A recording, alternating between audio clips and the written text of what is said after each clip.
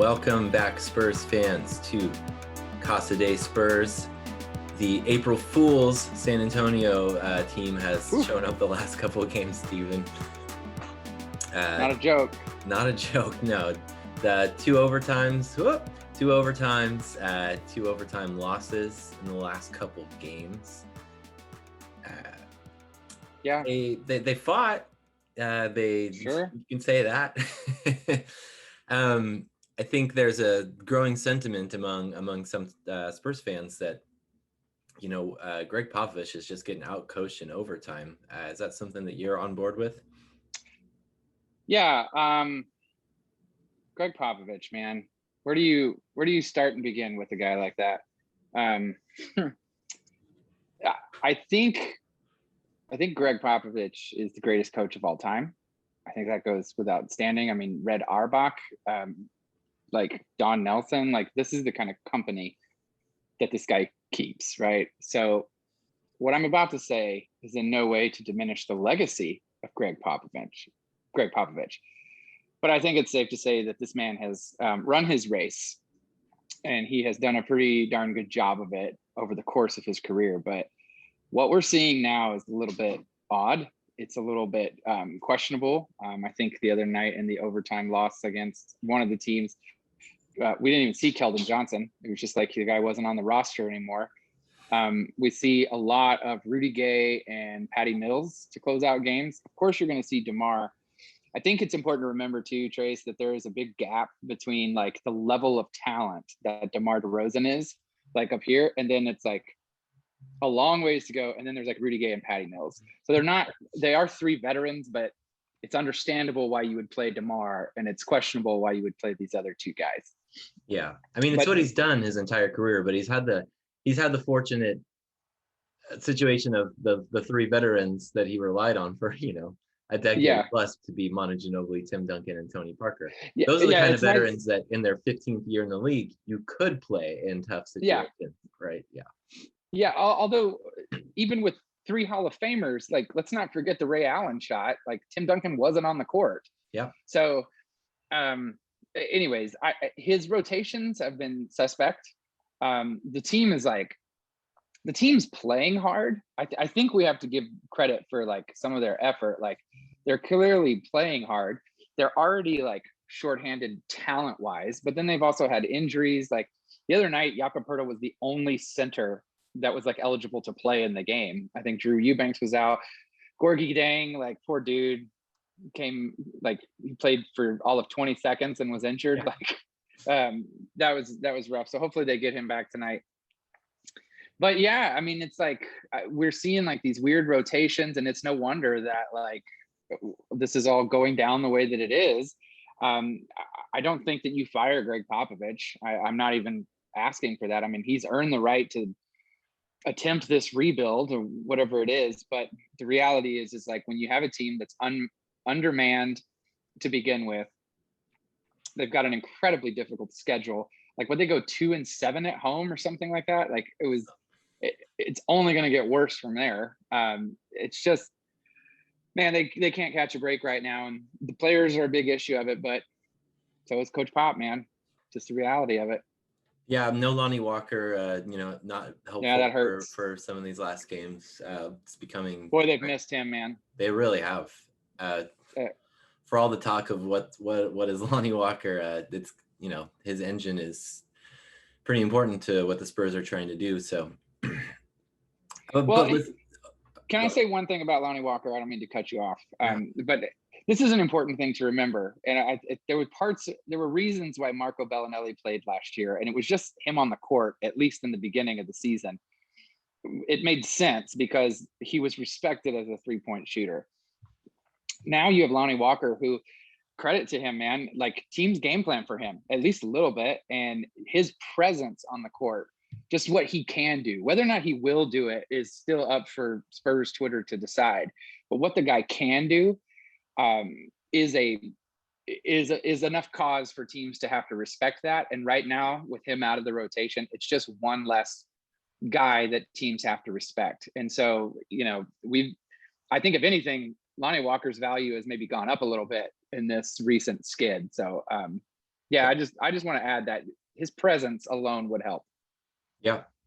Well, on the note of these players, something I wanted to do is talk about, at this point in the season, I think we have a pretty good idea of who a lot of these players are. We already know some of the players we're going into the season, but the young guys, I feel like we got a better picture of. So I want to run through some of the roster here and give me your off-season wish list for that player. If there's one thing that they could do this off-season, short of becoming like a Steph Curry like shooter, something realistic, something they could realistically do. A realistic goal. Yeah. Yeah. Let's just start with Jakob. Oh, free throws. That's easy. Yeah. I felt so bad for him. For him to airball 2 free throws is one thing that hurts. That's an embarrassing thing as a player. But then to have your coach and team order a foul when you're losing just so they can get you out of the game because they know that the next possession they're going to foul you again and they just can't do that. Kudos to Jakob for ever coming back out of the locker room after that. Like that was that's a humiliating thing. He's a professional though, like he's got to work through it. But Jakob, free throws. How about you? I want him to spend his entire summer just standing under the rim and dunking the basketball. I don't want him to attempt a single layup. He can put like a cardboard cutout of like a 7-foot tall person around the rim and just practice dunking on top of it for 4 hours a day at least. These layups, bro. Even the ones he makes are a little annoying. But It's like when Tim Duncan was never like, he threw a dunk down every now and then, but he always had a very soft touch. And I never once felt concerned with my life that Tim Duncan's layup was going to go in, but Jakob Poeltl, it's like everyone, it's like a greasy pan and he's just swinging it around, man, or something. I'm not, I don't know. I'm nervous. Yeah. Dejounte Murray. Dejounte. Dejounte's actually been pretty nice this year, but I'd like to see him continue working on that 3-ball. I think he's got a lot to his game, but his 3-point shot is going to be what really pushes him into the next tier. I would say right now he's the second best scoring option on this team. I probably would have said Derek White to start the season, but I think just with Derek White's injury woes this year and his COVID stuff, it's been Dejounte. And for all intents and purposes, the guy's been pretty reliable. But the next step for him, I'd like to see him work on that 3-ball in the offseason. Yeah, you're taking all the good answers. I'm going to say my offseason wish list is for Dejounte Murray to drop another sick colorway for his New Balances. He's got some nice ones. I didn't get the last pair, but it's on my wish list. They're nice looking. Those, I live in Seattle now. Those Sonics ones are pretty sweet looking. I'm not a Sonics fan, but I have some friends who are just dying at the opportunity to buy those. That's a little worrisome too, by the way. Just the whole Seattle thing that's going on, because rumor has it. You think he would leave? Just saying, he's starting to need reasons to stay. I'll just leave it there. I'm not gonna worry about something that's not happening yet. I don't know how realistically far away we are from NBA expansion, but I will say this: if Dejounte Murray is in the prime of his career when Seattle gets tapped for a expansion draft, you're not gonna what expansion team winning a championship? There's no way, man. If he's in the prime of his career, it might not be going great in San Antonio while he's still in the prime of his career. I'll give you that, but I don't think you're leaving the prime of your career to go play in an expansion city. That's to me, I would be worried. I hope about not. Dejounte Murray playing out the final 2 years of his career as a Sonic in 2030. I'll worry about it then. Yeah, I think you're right. I'm more concerned about Rich Paul prying him away to go play with Anthony Davis in a few years than I am about him going to Seattle. Well, let's hope he does so well the next couple of years that they can't afford him. Agreed. Keldon Johnson. What do you want Keldon Johnson to add this offseason? Oh man, I know I just talked about Dejounte shooting, but we've seen some shots from Keldon, man. I'd like to see him get a better shot going. I hope I didn't steal your answer with that, but no, actually, thank you for saying that one. Yeah, he needs to develop a direction other than straightforward, I think is. I mean, like he's been great at bulldozing people, and they're up to a degree that will get you pretty far. Like he can run over a lot of people, and if he doesn't if he doesn't take a charge out of it and gets to the rim, sometimes it falls, sometimes it doesn't, but like you have a good chance of getting fouled or making a basket or both. So like I love seeing that. I think he should spend the summer with Manu Ginobili and just like learn the Euro step, man. Ooh, that'd be really nice with his with the big body. Yeah. I wouldn't mind it. Devin Vassell. Weight room. I was waiting for him as soon as you told me weight room, and that's not a knock on Devin. Like Devin's done fine this year. I think under other circumstances, he might see more playing time, maybe with another team. I think he's that good. I'm not asking to send him to another team, but I think the nature of this year has been an interesting observation to watch him, because he gets in the games and he really makes very few mistakes. I think he made his first mistake like the other night that I saw, and it was one that like stood out where he clearly missed a rotation. But I can count on like one hand the number of times I've been like, oh, Vassell, like it's just not him. So I'd like to get him a Bowflex. I was gonna say, I just want him to be more assertive next year. I mean, like he's playing his role in this offense this year, and I don't think his role is to be assertive. But I feel like he projects as the kind of guy who can, even if he's not starting next year, he can come in and change the game by just aggressively taking shots off the bench. And it makes sense that he's waiting a little bit for the game to come to him. Sometimes when he comes in, he plays very inconsistent minutes from night to night. His role is not very well defined this season, but and like you said, it's been nothing but bright spots or at least nothing wrong when he's on the court. So a little more aggression next year would be cool to see. Cosign, retweet. Lonnie Walker. That's a tough one. Lonnie's got probably he's more athletic than anybody else. I think Lonnie needs to really just work on, he probably needs to take like some of the patience that Devin Vassell has and try and mirror some of that. Devin really lets the game come to him. And I feel like Lonnie a lot of times is trying to do the right thing rather than just playing basketball. He's trying to make sure that he goes to the right spot and he takes the right shot and he makes the right drive. And it's like, dude, you're more athletic than anybody on the court 85% of the time. Just be that guy. Like, be that guy and be really, really good at it. And I don't want to go in too far of this, but I think Lonnie Walker has the potential to be like one of the best sixth men of all time. I think his size might keep him from like struggling a little bit, but we're talking like, I think he could be in that category of like a Manu Ginobili, some of these legendary like 6-man guys that you go, he had a full career and he was awesome, but that's like his role.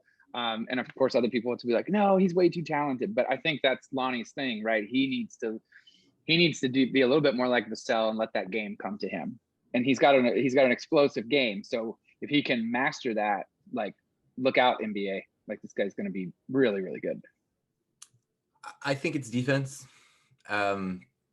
He's gonna, for as long as Greg Popovich is his head coach, he will struggle to see the court in high leverage situations if he can't be trusted to be in front of the right body at the right time.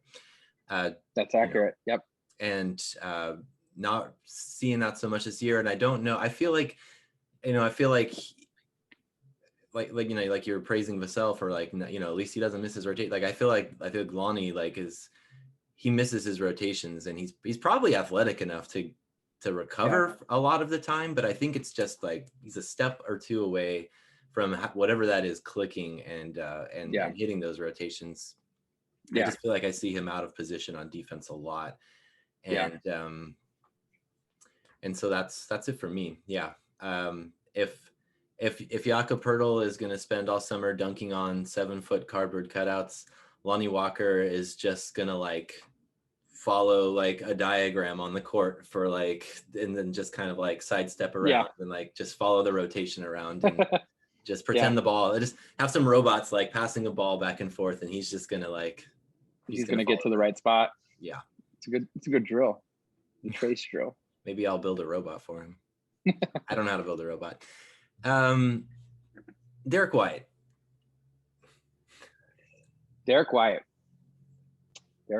Stay healthy. Yeah. I mean, I was trying to think of like how to articulate that, but that's the right answer. Like this guy can shoot the three. He can drive to the basket. He's got good court vision. He defends. He takes charges. Like he is Manu Ginobili though. Like, I think I said this the last time, like Manu is always putting his body in harm's way and Derek's doing the same way for that. And then it's like they do that and they get run over by, I remember Manu took a charge from Shaq once, I think. And he bounced right back up. And then you hear like this weird thing, like Manu randomly poked his arm in to go steal a ball and now he broke his arm. And that's like, it's like Derek White. Like Derek White like led the league in charges last year. And then they're like, oh yeah, he's got a broken toe that's going to keep him out for 16 years or something like that. And it's like, yeah, stay healthy, man. Bubble wrap the guy. Get your feet taken care of. Yeah. Maybe get some veneers. I don't know. the new mouth guard. Yeah. Here's a fun one. Luka Šimanić. So I was waiting on this one and I thought about what you were saying about Vassell. And I'm going to take your point about Vassell and I'm going to put that on Luka here. I want to see more assertiveness. I think Luka, I've been back and forth with Luka. I think he's is this documented somewhere? I have a whole journal that I've been putting this in on twitter.com. I think he's a scorer. I think that's what he is. I think he is like I think he's a basket getter. I think he's a guy that scores. And to be honest with you, the Spurs offense as currently constructed is not really designed for Luka to come in and score the ball. And so he's constantly being put into like sets and plays, and a little bit like Lonnie Walker, he's more worried about making the wrong decision than he is just about playing. So I'd like to see more like, go do it, man. Just go out there and play basketball. He's clearly got moves. He's clearly got talent. And this all probably goes back to our first criticism where Greg Popovich just has these guys on a leash right now, some of these young guys. And until they're really let go, like we're gonna just sit here and everyone's gonna speculate about how amazing or about how terrible these guys are gonna be.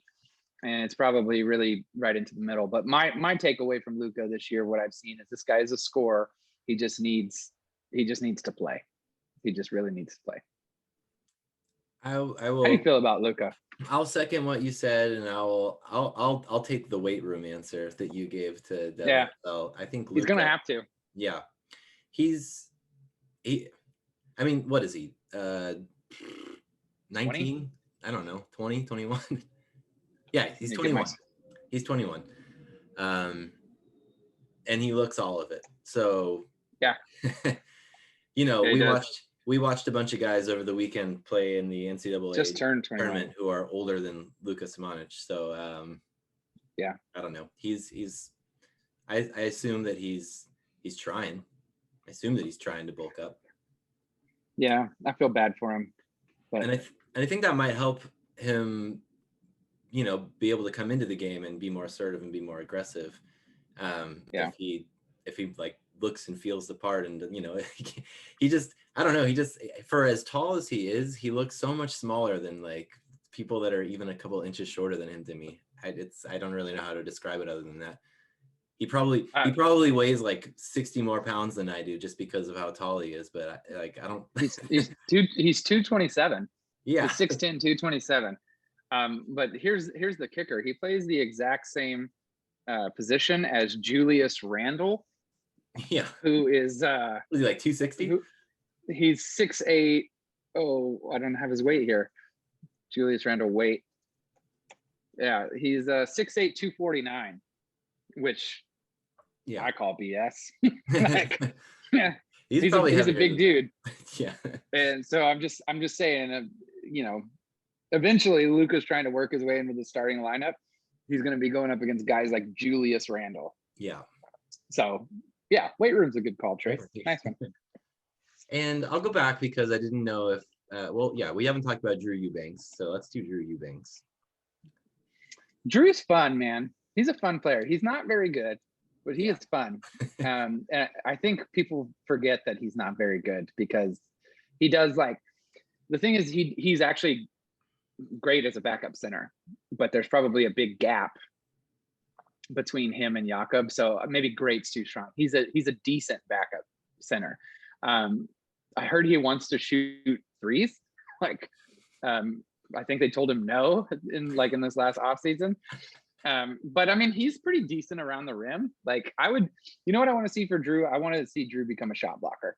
Like I want to see him use the same athleticism that he uses at times on the offensive glass, or maybe to go chase a block or something like that. Or maybe to chase a rebound and to use that on the defensive end. I'd really like to see him become like an official shot blocker. So I think that's my come up with a drill, Trace, where a robot throws the ball up at the glass and Drew just jumps up and slaps it or something like that. We can do that. We can use the same robot from the other one. It's fine. Okay, good. I'll say never shoot a hook shot again. I don't know. I love the hook shot. I love Drew's hook shot. It's a hideous, but I love it. I mean, okay, maybe he's allowed to do it with one hand, but then it's predictable. Okay. See, there's the thing. I can't remember which hand he has some. I think it's the right hand that he's kind of okay at making it, but whenever he does it with the left, I just feel like throwing a remote or something. I can't remember exactly which one it is. Sometimes it just gives me fits. Did you know that he was a baseball pitcher in college? Was he really? Wow. Can you imagine Drew Eubanks staring you down at the mound? I'm not for the Beavers. Yeah, unless it was high school and he just played basketball full time in college. But he was a starting pitcher before he decided to make basketball his full time thing. He's a wicked slider, I bet. Yeah. So maybe here we go. Drew Eubanks, secret big man passer. Just get the spin on that ball and whip it through some nutmegs. He's thrown some rockets. He has thrown some passes where somebody's gone back door and they've gotten there, but he throws them on a rope, man. I'm like, geez, you're gonna take that guy's head off. Yeah, they still need fingers after they catch it to shoot the ball. Yeah, like I said, man, he's fun. He's funny. I think he's funny. That's the thing. I get chuckles whenever I watch him play. Okay. Trey Jones, last young guy. Sorry, Trey Jones. Trey Jones, yeah. I can see Trey Jones becoming a part of this rotation. I don't really know what skill set he just needs to work on because I haven't seen a ton of it from him. From what I understand and what I've watched of some of his stuff down in Austin, he's kind of like a traditional point guard. So maybe I'd like to see him become a little bit more of a modern point guard, which would mean he needs to develop that shot a little bit more. I'd like to see him have a consistent pull-up jumper. So the next phase for him will really just be growth and see where his basketball IQ goes and see if he can carve out a spot on this team as Dejounte's backup for the future, which I wouldn't be opposed to. Be interesting to see what happens with him and Patty Mills. If Patty Mills comes back on a 2-year, $10 million contract or something in that neighborhood. Tony Parker left because he didn't want to play third point guard. He wanted to go back up Kemba Walker. So it'll be interesting to see what comes out of Patty Mills and Trey Jones here. Mine will be is he still growing? Maybe he can grow a couple more inches. That's something to work on in the offseason. Yeah, I mean, like you said, I've seen about 7 minutes of Trey Jones, so I don't really know. I don't know what to tell you. He looked good in the G League. He did look good in the G League. Maybe he just needs more playing time. I hope he spends the summer playing with his brothers. Yeah, that would be nice. But hey, if the guy wants to grow, one of the ways he can grow, at least horizontally, would be by snagging some Whataburger trays. And I am excited to announce that for a limited time, patrons of their local Whataburger can snag a Buffalo Ranch chicken strip sandwich. Now, this thing, I'm looking at a picture of it right now. I'm just watching this this buffalo sauce just ooze off of this thing. I don't even want to read you the stats because it might talk some of our health nuts out. But this thing's loaded with cheese, the Buffalo Ranch sauce. It comes on that traditional Whataburger bun, man. This thing is looking sharp and crisp. And if you are somebody that is trying to cut a few pounds, they've also got it for you in a salad. I know that I presented a salad a couple weeks ago and I was ridiculed for it, but they do have the Buffalo Ranch chicken salad at Whataburger. So, and you can also get that with blue cheese on it. I'm a big blue cheese guy, so why not? But anyways, wherever you're at, whatever you're doing, go snag a Buffalo Ranch chicken strip sandwich from Whataburger. So there you go. Big fan. What do we have next here, Trace? Yeah, we are going to talk about some rest of season predictions. So going into today's game against Cleveland, Spurs are sitting one game above 500 at 24-23. So including tonight's game against Cleveland, that's 25 more games, unless I'm really bad at math. I think I got that right. And out of those 25 games, not many are winnable. 14 of them are back-to-backs. Goodness. Yes. 14 of them. 14 of them are back-to-backs. So, seven more back-to-backs this season. And given the Spurs' track record on back-to-backs, it's not good. No. That's a tough way to close the season. I mean, here's my first question for you. You know, of these 14 back-to-back games, without me telling you the opponents, how do you predict the Spurs finish those?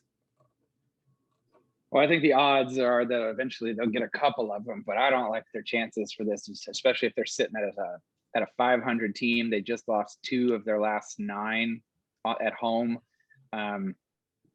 If they win 5 of those, I would be content. I don't think thrilled is the right word, but that the schedule's been tough. Like, it happens, but it is part of the game, and they're not the only team that's got a tough schedule. I'd like to see, that also is a little bit concerning because it means that Pop is going to try and flex some of those rotations. I think what I've seen a lot from Pop, or maybe more so over the last 2 or 3 years, is on back-to-backs, and there hasn't been many in the last couple of years up until this year with the pandemic. But I think Pop pulls the plug a little bit too early sometimes. I think he starts seeing on the first game of a back-to-back, if they're down early, maybe like mid-third, he really starts kind of like, okay, let's punt it a little bit. And I'm like, I mean, I get that. It's a long season. Like, I'm not playing 82 games or 70 games or however many it is. And so who am I to really judge that too much? But these guys are professionals and they are in better shape than you and me. It's like, this is their job. So let's go out there and try and win the basketball game. And sure, there's bigger considerations that are always made, but I think that there's times where you have to make that decision and you have to get out and think about the next one. But I do think that Pop has done that a little bit too early. And so I think that's another thing that concerns me, is that these guys get down because there's also no guarantee that you win the next night, No.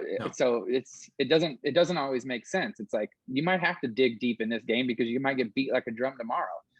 And so it's frustrating to have that many back-to-backs, but it's equally frustrating to see some of the rotations that have come through as well. So, yeah. Well, so I got 5. How many you down I was going 4. I think they'll win 4 of the 14. So 4 and 10 in back-to-backs for the rest of the season. Yikes! It's gonna be rough. Yeah. It's gonna be really rough. So okay, well maybe I should have led with this one, but because my answer is probably going to be pretty obvious. Spurs finish above or below 500, or right at 500.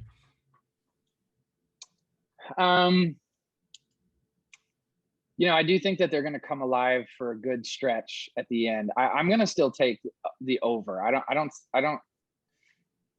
want to have that much doubt in this team. I still think the team has some talent on it. And unless they just really decide to tank, unless DeMar comes out and is like, this is ridiculous, I don't want to play with you guys anymore, I'm going to keep myself from getting injured and go play for the Knicks. Or, I don't know, Greg Popovich just starts playing Rudy Gay and Patty Mills 40 minutes a game. I still think they have enough talent where they can win above 500. It ain't going to be by much, though. What do they got, 70 games this year? I think they're playing. There's 72 games. 72. So oh gosh, now I got to do the math. I mean, they're not going to win 40 games. They'll probably be hovering around like that 35 number, 36 number, 37 number. So I think if they can get to 37 wins, I would be really happy with that. I think they're going to be a little closer to 35. So I guess they might finish under 35. If I'm saying 35 wins, that's yikes. Yeah, I think, I hate to be the person to say this, but I think the Spurs we've seen over the last couple of weeks are the Spurs we're going to get for the rest of the season. I mean, yeah. They had every benefit of days off and no COVID, situations in the first half of the season. And all of that has just completely fallen off in starting in, February. And they're in a hole now, man. They're in a hole, and who knows? Hey, maybe that Lonnie Walker RIP thing that we saw last week was more was more real than we thought. I mean, he still hasn't played, and that was a week ago that we were talking about that. So I don't know if it's getting to the point where if Lonnie is not able to be who he needs to be, if Derek so much as stubs his toe again, like, I don't know, like, at what point are you just like, stop? I don't think that'll happen. But even if they try hard, they've been trying hard, I still don't think they're going to finish above 500. Yeah, well, the other thing too is they won the buyout market. I mean, good for them they basically swapped LaMarcus Aldridge for Gorgie Dang. But man, they really, really need him. Like, they really need him. They need him to come in and be like, they kind of need him to come in and be a rock star. And usually the buyout market is not grabbing a guy that can get you into the playoffs. It's a guy that can help you win a few playoff games deep into the playoffs. And Aldridge very well might do that for the Nets, and Blake Griffin might do that for the Nets as well, and maybe Drummond does that for the Lakers and some of these other guys. But they need Gorgie Dang to be good, like now, like right away, and his shoulder needs to get good right away. And that's not anything on Gorgie, but that's not a good spot to be in, where you're getting a guy on the buyout market and going, we need you, please be our backup center. That's not a great situation to be in. So yeah, to me, the Deng signing is more of a, hey, do you like it? Do you like these guys? Do you like being here? Is this a place you could see yourself playing for a few years if we come together on some? It's a tryout this offseason. Yeah. It was interesting to me, though, that reports made it sound like he had some offers from teams that were, actually probably going to make the playoffs, and he decided that he wanted to play with San Antonio. I don't know. I'm hoping he's thinking long term there. He and RC Buford are pretty good friends. So I didn't realize that. Fingers. So maybe I think he said he knew RC Buford before he ever learned how to speak English. So I think he was excited to come play with the Spurs. So who knows? They might have a shot at bringing him back at a decent price. Steven, prediction or not, do the Spurs make the play-in? Well, so along the lines of the Gorgie Dang situation, I think they do, because I think the teams behind them, like Memphis is trying to lose. They literally gave up Gorgie Dang so he could go to a team that is trailing them. Oklahoma City is doing everything that they can to lose right now. I mean, they sent Al Horford home. They're signing guys at 10-day contracts. Like they've already sat Shai Gilgeous-Alexander down. So I think by nature of the beast, like There's no reason why they shouldn't be able to get the 10 seed. But this was also, I think 2 months ago, we were talking about this team could be as high as maybe the 6th, or if everything went right for them, they could even tap into that 5 seed. That's out of the question. They're not going to be they are going to need a playoff game. And I would be willing to bet they're going to have to win 2 play-in games to get into the playoffs. So I think it's still possible. I would still pick them to make the play-in tournament, but probably as a 10 or a 9 seed rather than 7 or 8. 7 or 8. You going to take them, or are you going to say nay? It's really close. So going into tonight, they're in that 9 spot, and they're a few games ahead of the Warriors, just thanks to the fact that the Warriors have played more games and have 3 behind. They're sitting 3 behind the Spurs in the loss column. Sacramento's closing in. Sacramento's closing in. New Orleans is right there. So the Spurs right now are 2.5 games ahead of Golden State in the 9th seed. They're 3 games ahead of Pelicans and 3.5 games ahead of Sacramento. And then you've got the bottom falling out with Oklahoma and Houston and Minnesota, who are clearly not interested in doing anything other than trying to get the best draft lottery odds. They're gonna have to tank harder than what they're doing. Exactly. It's like me saying the Spurs are going to go 4-10 in those back-to-backs might still be enough to like sneak into the 10 seed because, Sacramento wants it that much less, Just that they're going to work that much harder. That's right. Yeah. But, here's my other question is, what does New Orleans want to do? I mean, is New Orleans a team that wants to try and get a playoff game for Ingram and Zion and those guys, or do they want to stay at the bottom and add a third piece for those guys before they try and do anything? Yeah, a lot of these teams are going to be faced with that decision. And the question is, are the Spurs going to be faced with that decision? I haven't watched the game yet, but I saw Luka Šamanić started tonight. And I thought it was interesting that he started over Dejounte Murray. There are plenty of other guys that could have gone that route. So it was an interesting thing. Dejounte's out. Sorry. He's out. Yeah, he was out. But what I'm like interesting, they didn't start another guard, like Vassell didn't start, or Patty Mills didn't start. So I'm just starting to wonder now. I mean, I haven't watched the game, and we'll see what else happens this week. But the Spurs might find themselves in a situation where they got to make a decision like that too. And I don't think that they're going to purposely lose games, but I think it's very likely that they go, hey, we're just going to roll the dice here and see what happens, and maybe we make a play-in game with big minutes to Luka, or maybe we don't. And if we don't, then maybe Cade Cunningham or Jalen Suggs falls in our lap. Like, I mean, I think if you're ever going to tank or be comfortable with not making the play-in, like, this is the draft to do it. This is one of the better drafts that's been proposed in a while. So there's worse things that could happen. Okay, this is my last question for you. Will any Spurs players make an all NBA, all defense, all anything team this year?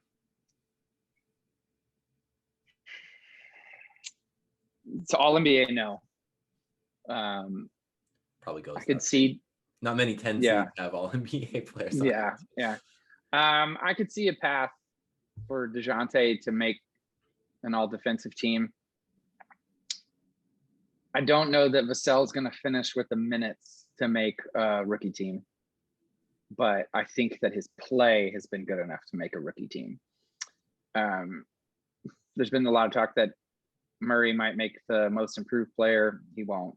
But I think, I guess that would be my thought is it would be those two guys, maybe. Probably a better chance that Murray makes the all defensive team than Vassell makes a rookie team. But because right now, not a lot of people in the NBA play defense. So that helps Dejounte. But he's also a very, very good defender. He's a very good defender. So, I hope so. Man, I really like to see him I'm sticking by that. I mean, I predicted that he might make an all-defensive team at the beginning of the year, and I'm gonna stick with that prediction for Dejounte Murray, but I don't think anyone else. I would love to see DeMar DeRozan just, with someone, at least someone give him a high five for having a good season. I don't know. That's probably about all he's gonna get though. Yeah, from us. For sure. I'll meet him at LAX or whatever and give him a high five when he comes home for the off season. Good. There you go. Right on. All right. Steven, that's all the questions I have for you this evening. Shall I do this really weird thing where I announce my plans for the rest of the season? I think you should. I think it's now or never, buddy. Yeah. So, well, thanks. I want to thank everyone who's listened to the show and hung out with us on Twitter for the last couple of years. I'm moving to Germany in a couple of weeks, so taking the rest of this season to figure that out and maybe avoid. Maybe it's a blessing in disguise that I won't be readily able to watch Spurs games for the next month or so. But we'll try to pick this up in the off season and next season and see what happens. Maybe you'll bring in some wacky guests for the rest of this current season, or we're kind of in the process of figuring that out. But just want to say thanks, y'all, for listening to the show. Yeah, man. And you're a rock star, man. You're the best co-host a guy could ask for. So take your time and get situated, bud, and then we'll try and pick things up next year while you're in Germany. But good luck on the move to you, buddy. Thanks, man. I should have learned how to say "Go Spurs Go" in German. There you go. It's probably not even hard, and I just don't know what the German word for "go." So that's something I should probably figure out as well. Go in German. Go. It's gehen, Spurs gehen. There you go. I don't know if I think it's Gan. I think you're probably right. Yeah, I don't know, but that's good enough. Yeah, we'll take that for now. Again, thanks for listening to the show. Remember to rate us on iTunes, Spotify, wherever you listen to the show. Follow us on Twitter. Steven is at the Hailstone. I'm at Dinadog. You can go back and look and see what I tweeted earlier tonight was, man, this Spurs team is hard to watch right now. That is the level of analysis you're getting from this account. I love it. Anyway, thanks again. Go Spurs, go. Go Spurs, go.